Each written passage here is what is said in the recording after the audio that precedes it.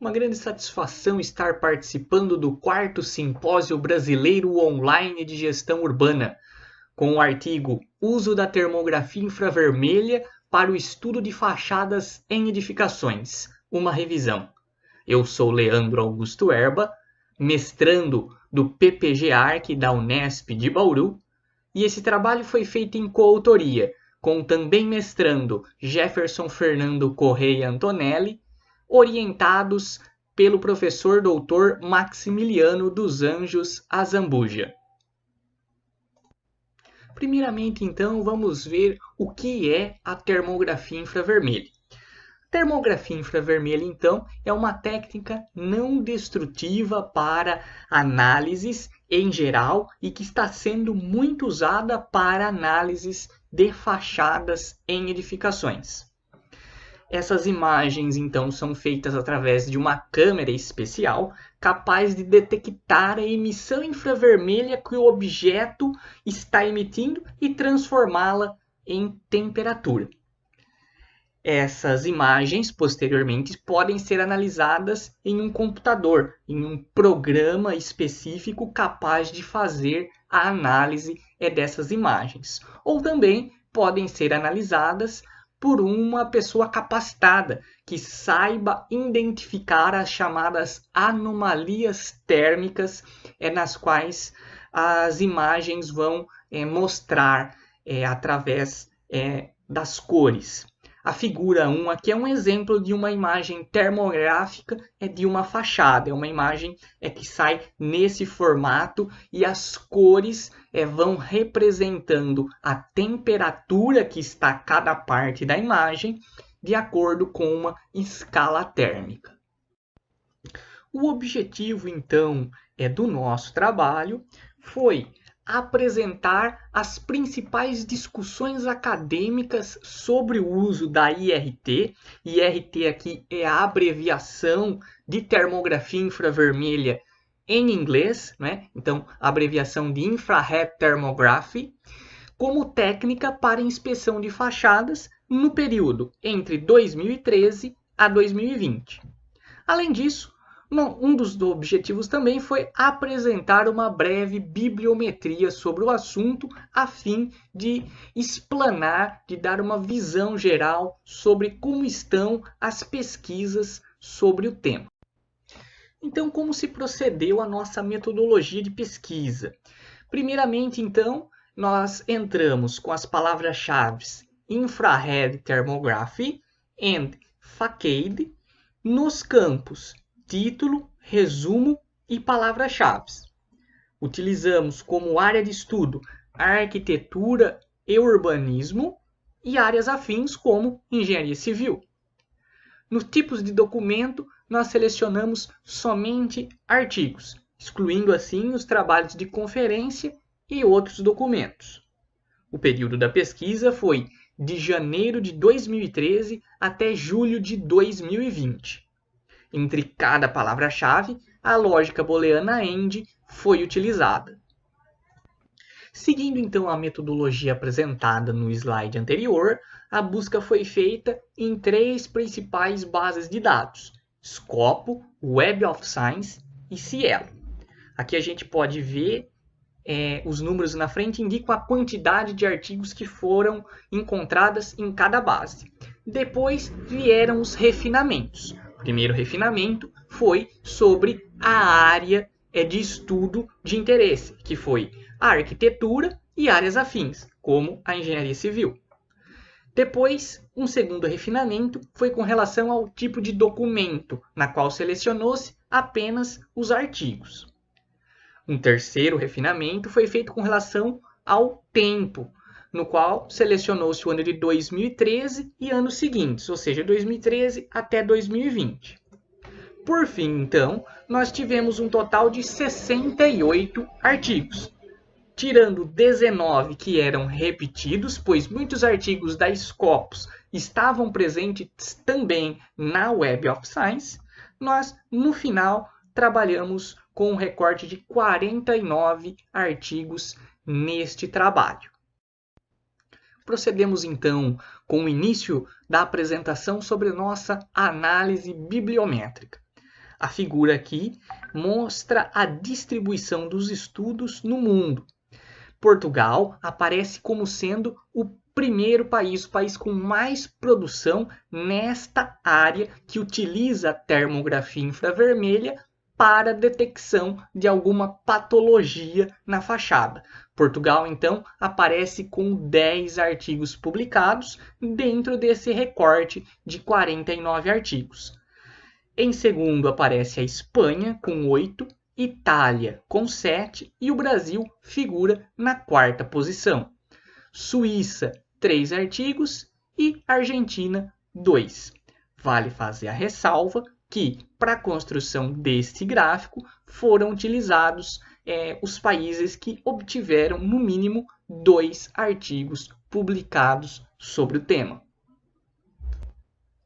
Uma ferramenta importante também para a análise bibliométrica é a construção da nuvem de palavras, das palavras-chave mais utilizadas pelos autores destes 49 artigos. Então, a gente pode ver aqui que as palavras que aparecem em maior destaque, né, com uma fonte maior, como Energy Efficient, ou Infrared Thermography, ou ainda Building Facade, são as palavras que foram mais utilizadas pelos autores para as pesquisas que os mesmos fizeram. E por aqui a gente já tem algumas pistas que, por exemplo, Energy Efficiency foi uma palavra-chave encontrada que depois, no decorrer desta apresentação, eu vou explicar o porquê que essa palavra apareceu com tanta evidência aqui na nuvem de palavras-chave quando utilizamos essa técnica para inspeção de fachadas. Nesse gráfico, agora nós vemos a distribuição das publicações através do tempo. Então, iniciamos a nossa pesquisa no ano de 2013, e 2013 foi escolhido porque, como vocês podem ver aqui, teve apenas uma pesquisa sobre o tema, mas essa pesquisa é a pesquisa com maiores citações, tanto na base Scopus quanto na Web of Science. Portanto, uma pesquisa relevante para o tema. Por isso foi escolhido o ano de 2013 como o ano de início das nossas pesquisas sobre esse tema. A gente pode ver então que apresentou de 2013 até 2015 um crescimento bastante considerável, depois uma queda de 2015 para 2016 e um crescimento até 2018, seguido agora por uma queda de 2018 para 2019 e 2020 a pesquisa foi até o mês de julho. Né? Essa linha tracejada é uma linha de tendência que mostra que há uma tendência significativa de crescimento dos estudos nesta área. A figura 5 mostra uma rede de coautoria feita através do software VozViewer, né, e que foi adaptada aqui pelos autores para demonstrar então as coautorias entre os autores, né? Quais autores estão publicando com quem, onde estão os principais autores sobre o tema, os autores que mais estão publicando, né? Os autores que são referência no tema. E aí a gente pôde achar que a pesquisadora aqui no centro, Eva Barreira, professora Eva Barreira, é a pesquisadora que tem o maior número de artigos publicados em coautoria com diversos pesquisadores ao redor do mundo. A pesquisadora Eva Barreira é portuguesa, né? Como a gente viu lá atrás na apresentação, Portugal é o país que mais publicou sobre o assunto, então é um país referência sobre o assunto. E podemos destacar também aqui o pesquisador Elton Bauer, que é um pesquisador brasileiro da Universidade de Brasília, que também tem importantes estudos sobre o nosso tema e podemos dizer que ele é o principal pesquisador brasileiro sobre esse tema. Passamos agora nesse slide a apresentar os resultados da pesquisa. A figura 6 mostra o tipo de termografia utilizada e a figura 7 mostra o local dos estudos. Há uma correlação entre o tipo de termografia utilizada e o local onde é aplicada. Então, nós temos dois tipos de termografia: a termografia ativa e a termografia passiva. Termografia ativa é quando se usa uma fonte de calor externa e artificial para aquecer a superfície na qual se está querendo tirar ali a fotografia. A termografia passiva, ela utiliza apenas a luz solar, ou seja, ela não depende de qualquer outra fonte artificial. Ela utiliza apenas a fonte natural, que é a energia solar. Então a gente pode ver que 83% dos pesquisadores optaram por fazer a termografia passiva, 10% a ativa e 7% ambas as técnicas. Podemos ver aqui na figura 7, no local dos estudos, que 90% dos estudos foram em campo. Então a correlação que a gente pode notar é a seguinte: quando se utiliza os trabalhos em campo, se utiliza muito mais a termografia passiva, que utiliza, como já dito, a energia solar e fica muito mais fácil o trabalho. Quando a pesquisa é feita em laboratório, aí então se prefere utilizar a termografia ativa, porque no laboratório, não provendo então de iluminação natural, obviamente um lugar fechado, então se opta por fazer a termografia ativa, onde se utiliza alguma fonte de calor a fim de aquecer aquela peça, aquela painel, aquele objeto que está sendo estudado com aquele autor. Passamos agora para um importante gráfico do nosso trabalho que diz respeito à motivação que os autores tiveram para utilizar essa técnica nos seus estudos. E aí a gente pode ver que 46%, ou seja, quase a metade dos estudos, utilizaram a técnica de termografia infravermelha a fim de identificar a eficiência energética da fachada. E aí a gente pode entender, quando eu chamei atenção em alguns slides atrás, na nuvem de palavras, quando a palavra eficiência energética aparecia em destaque, porque realmente os autores estão muito focados, né, nesse tipo de estudo, principalmente na Europa, onde é maciço o estudo predominante, né, o estudo dessa técnica em fachadas. A gente pode ver que Portugal, Espanha, Itália são países que mais produzem artigos sobre o tema, e na Europa eles estão muito preocupados com a eficiência energética de seus prédios, de seus edifícios. Em segundo lugar, 35% das pesquisas utilizaram a termografia infravermelha a fim de identificar algum tipo de patologia presente na fachada. 13% utilizaram a fim de identificar algum tipo de umidade. E, por fim, 6% utilizaram para desenvolver algum tipo de cálculo matemático na área da física, por exemplo.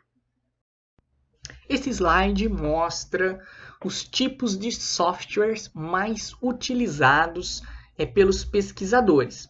A gente pode notar aqui que o software FreeTools aparece em primeiro lugar com 32% de utilização.